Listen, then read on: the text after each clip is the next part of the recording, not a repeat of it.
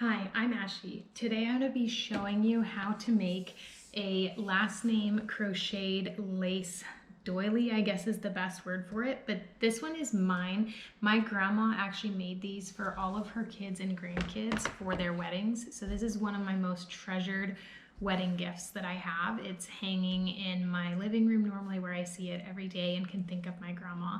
And I look forward to being able to carry on this tradition with what my grandma has taught me with how to do these crocheted last name wall hangings. So the one I'm making today is actually for one of my cousins who got married a little bit later and my grandma's arthritis was just too bad to be able to do one for her.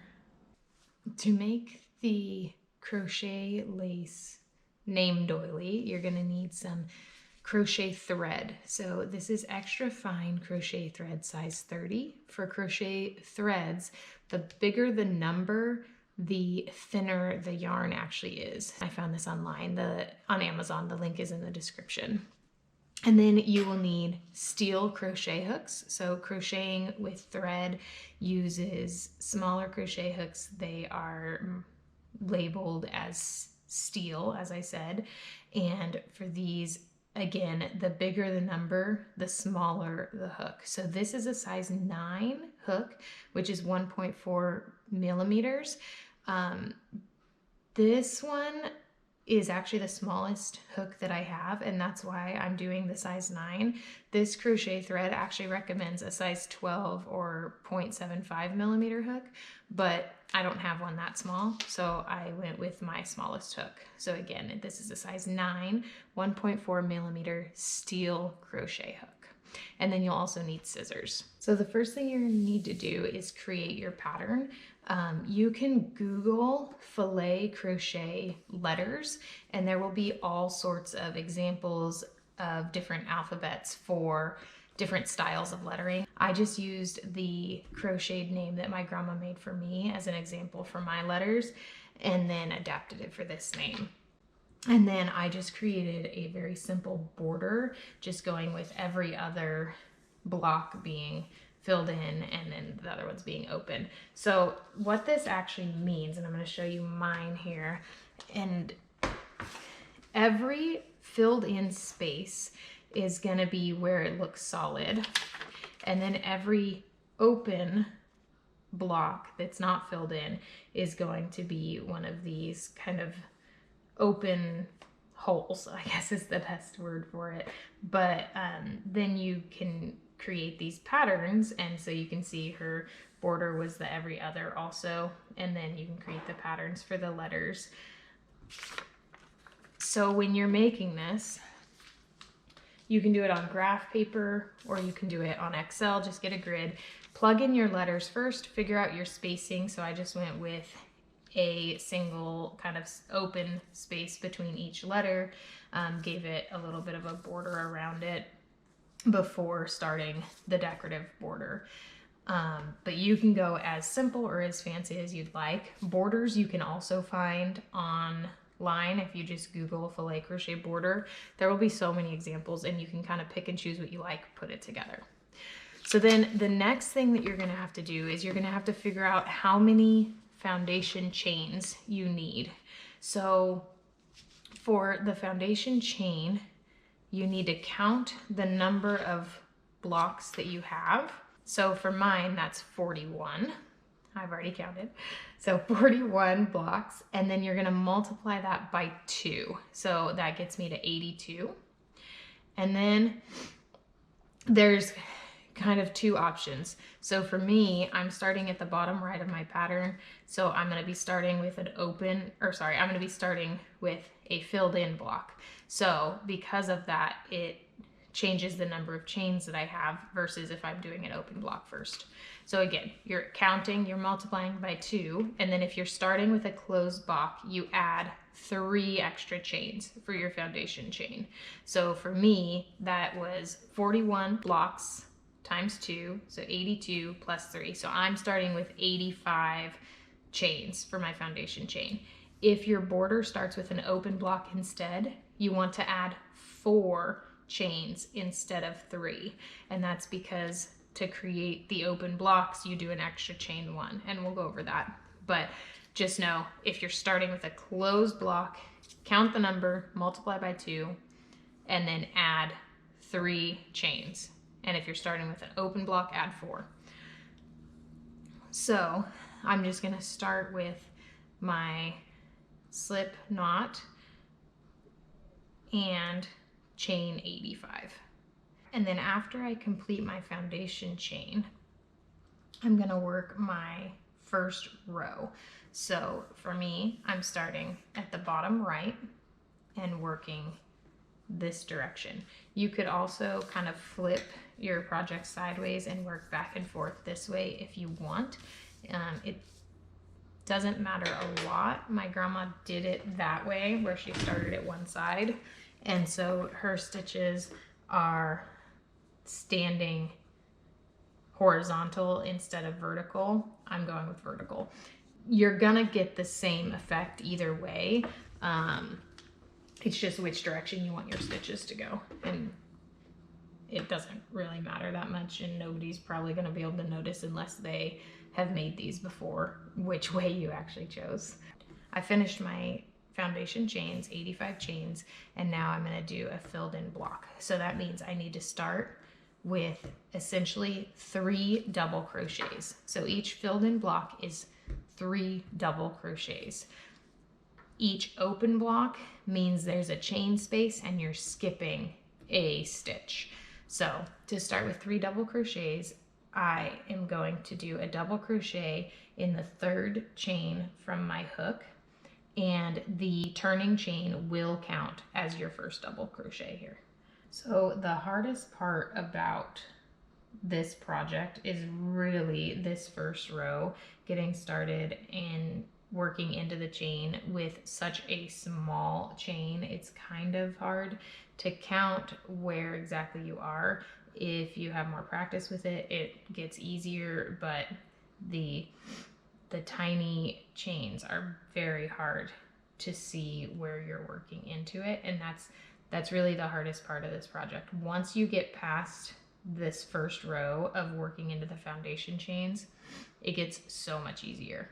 Okay, so there is essentially my first double crochet, which is the turning chain, and then my second double crochet. Now I'm going to do, again, a 3rd double crochet here. So I did a double crochet into the 3rd chain from my hook, and now I'm going to double crochet in the next chain.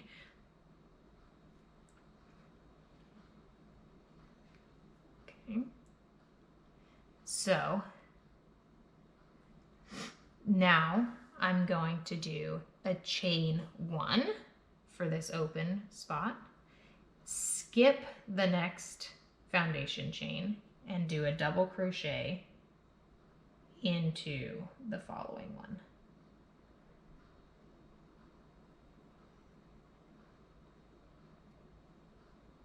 Okay. And then I have a closed block again. So I'm going to do double crochet into the next chain.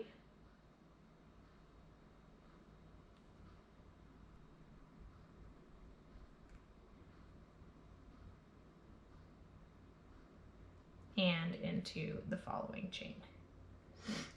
So essentially that gets me 3 double crochets, a chain space, and then 3 double crochets. Okay, so now I'm going to chain 1 again for this open block, and then skip a chain and double crochet into the following one. And then I just keep repeating that pattern over and over. So doing 3 double crochets, chain 1, 3 double crochets, chain 1, 3 double crochets, chain 1. Each time I chain 1, I skip a chain. So if you were doing a different type of border with more solid or more open spaces, the idea is still the same. But if you're doing multiple open blocks next to each other, it's, let me just show you. So I do a chain 1, I skip a chain and then do a double crochet. So that equals an open block. So then I chain 1, skip a chain, and do a double crochet into the next one. And then so just instead of having 3 double crochets in a row, you have that chain space. So you're bordering the chain space with double crochets. Okay, so I'm going to back that last one out because that's not my pattern. I'm doing just the every other. Chain 1, skip a foundation chain, and do a double crochet into the following chain. And then double crochet without skipping chains, and then chain 1, skip a chain, and double crochet into the following. So you can see that pattern starting to develop where we have these solid spaces and then open and solid and open. And then I just continue doing that all the way across my bottom row. Now that I finished that foundation row, you would just turn. So you worked from right to left. Now we're going to turn our work and we're going to work from left to right. And so we always are going to start with a double crochet no matter what, which means we're going to do our turning chains, 2 chains, and that's our first double crochet. Okay, so your turning chains are always going to count as a double crochet in this pattern. If you start with an open block, you're going to chain an additional 1 and then skip a stitch and do a double crochet. Okay, so that is what my pattern has here for my next one, and that creates an open block above this solid block. So instead of showing you though what my pattern is, I'm going to show you kind of what the different options that you can do are and what that looks like. So again, we're always going to start chain 2, and that counts as your first double crochet. If you're doing an open space first, you chain 2, and then you chain 1, you skip a stitch, and do a double crochet like I just showed you. If you're gonna start with a solid block, you chain 2, first double crochet, and then you double crochet into the next stitch. You do not skip one, okay? So chain 2, double crochet into the next stitch, and then double crochet again into the next stitch. And that will get you a solid block. Okay, so those are kind of your 2 options for starting. You're either going to have a solid block or you're going to have an open space. That's the whole thing with filet crochet. You're either going to have a solid block or you're going to have an open space. So I'm going to go ahead and put in my first one here, and then I'm going to show you some other kind of options for how you're working into the rest of your pattern.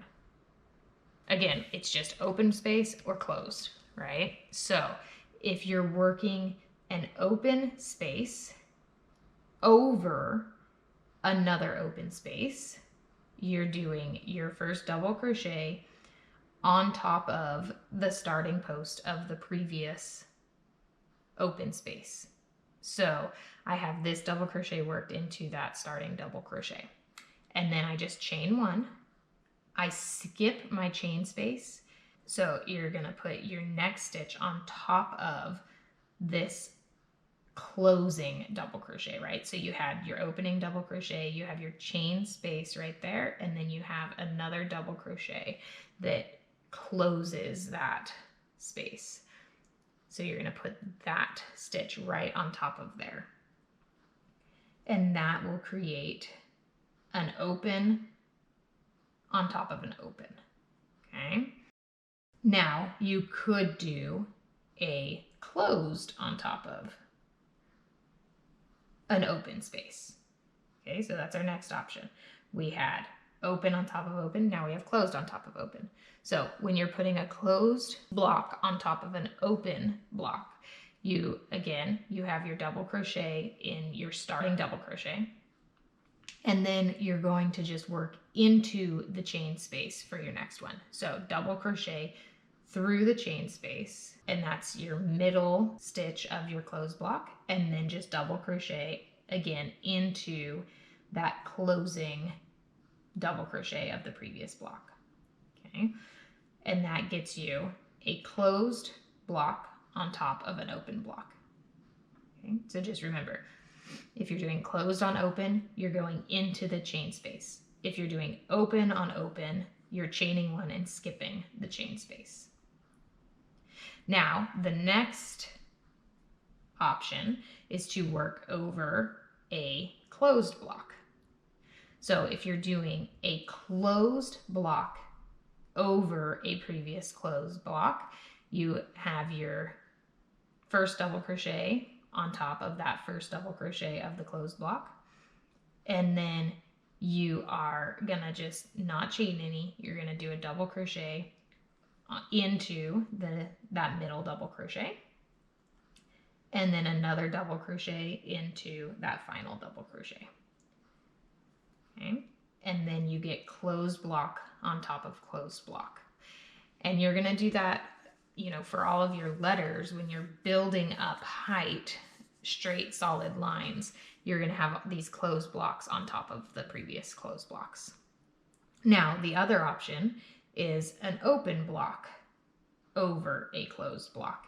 So, you know, you can see we're going to have that a lot also.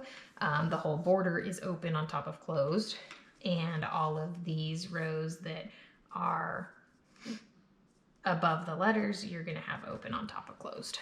So we did our previous block, we have that double crochet over this first double crochet already, and then we're doing an open block. So we're going to chain one, and we skip that center double crochet, and then double crochet into the closing double crochet, and that creates an open block on top of a closed block.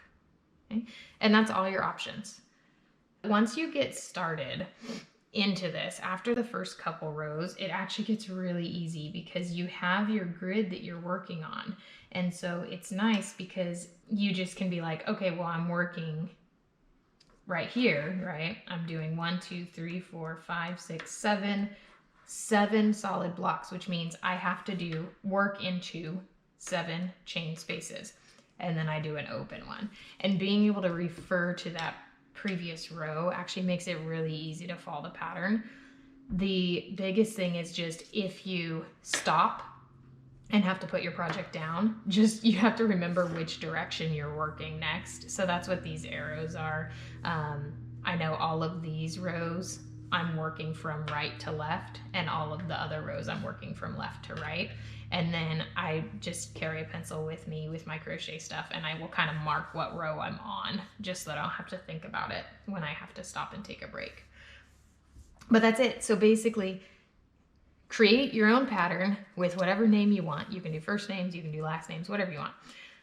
And start, you know, with the spacing, get your border done, drawn out, and then just follow the pattern that way. Your foundation chain, count the blocks times 2 plus either 3 or 4, depending if you're starting open or closed. If you're starting closed, it's plus 3 chains. If you're starting open, it's plus 4 chains, and then follow your pattern. So I forgot to mention, when you are working with crochet thread, you want to make sure to wash your hands each time you are going to pick it up, because the oils in your hands will cause the thread to discolor over time. So just make sure you're washing your hands whenever you're going to work with your project. So now that I've given you all the tools to create your own pattern and how to follow the pattern, I'm going to show you how to kind of finish the project with blocking it. So making sure that it's in the right shape and then framing it. So I'll pick that up after I finish crocheting. Here is our finished crochet lace name doily thing. So now we need to block it. There's a few different options for this, but the one that I'm gonna do is just the wet blocking technique. It's just water because it's gonna be framed, so it should hold its shape pretty well anyway in the frame.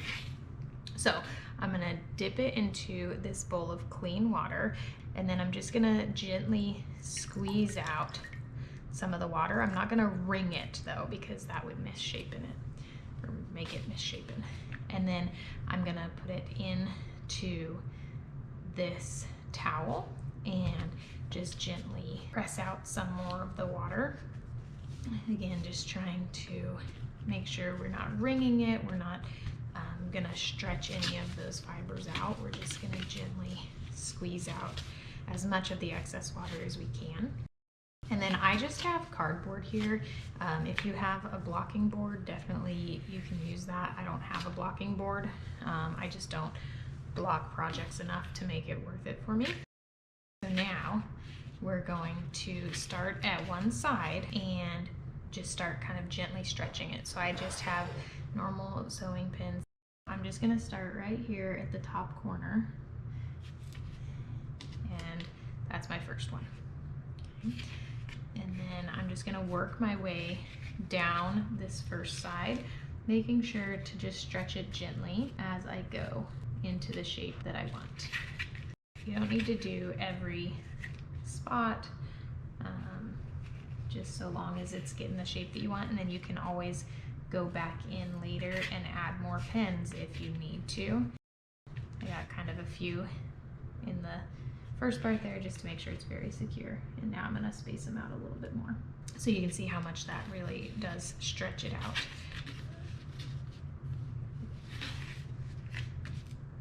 So then I'm just going to do the same thing, making sure that my top part is straight. And this might end up being too stretched. I might want to go back. I think I want it to be a little bit less stretched out than that, because I don't want it to get a wavy pattern on the top and bottom because it's too stretched. So give it a little more slack. So now let me go back up to the top and just kind of grab one of my stitches and pull it up a little bit, and I'm trying to make it straight along the top. It's already actually looking pretty good there in the middle, so I'm just going to make sure my bottom is as close to a 90-degree angle as I can get it. And then again, I can go back in later and straighten out some of these stitches if I need to. So I'm going to just kind of focus on the top and bottom right now. And look how much just neater and nicer this looks than over here, right? It was pretty square before, but just doing this blocking is gonna take it to that next level. So some of my chain space stitches aren't laying perfect, so I'm just kind of moving them around a little bit. And then if they don't want to stay there, I'll pin them. So this part can be a little bit tedious for sure, but it's also satisfying to see your project, your work looking so square and finished. When you're too close to this, it doesn't look so much like the letter. You got to be a little bit away from it. So stand up, sit down, whatever you need to do to really see what's going on with it.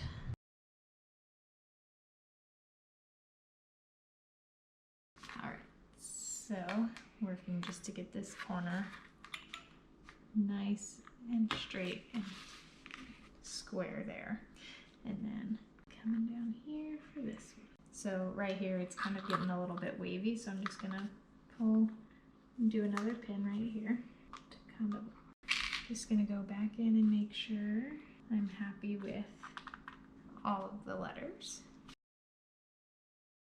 So now we're just going to come back and do this corner. There we go. So just have to I'm gonna do this side now.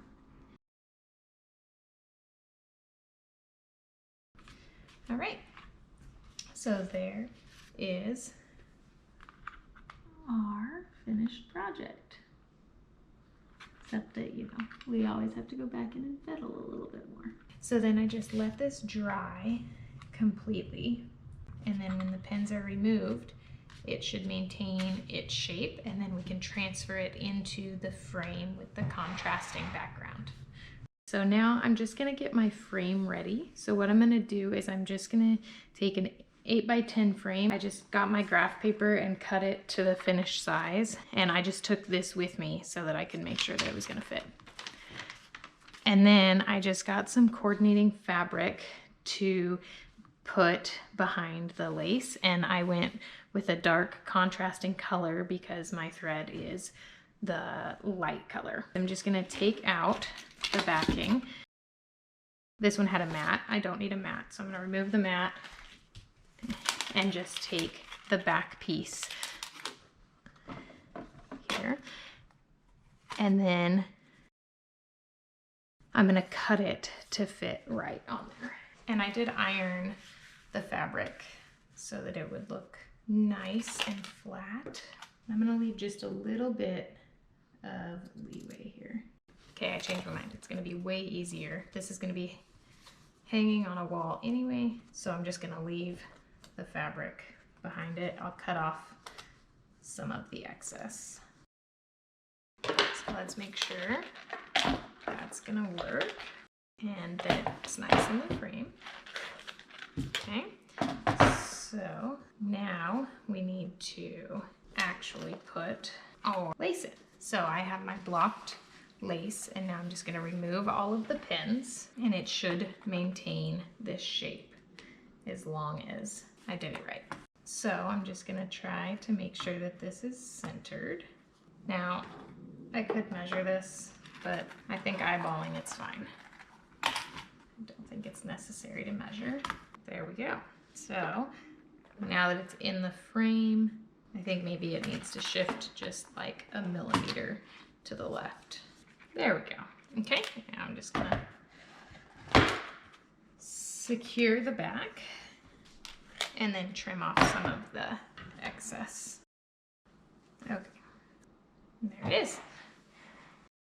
Here's how my version turned out. I think it's very similar to what my grandma made. Mine, you saw it was brown. Mine is actually the only one that she did in a different color, and that was per my request.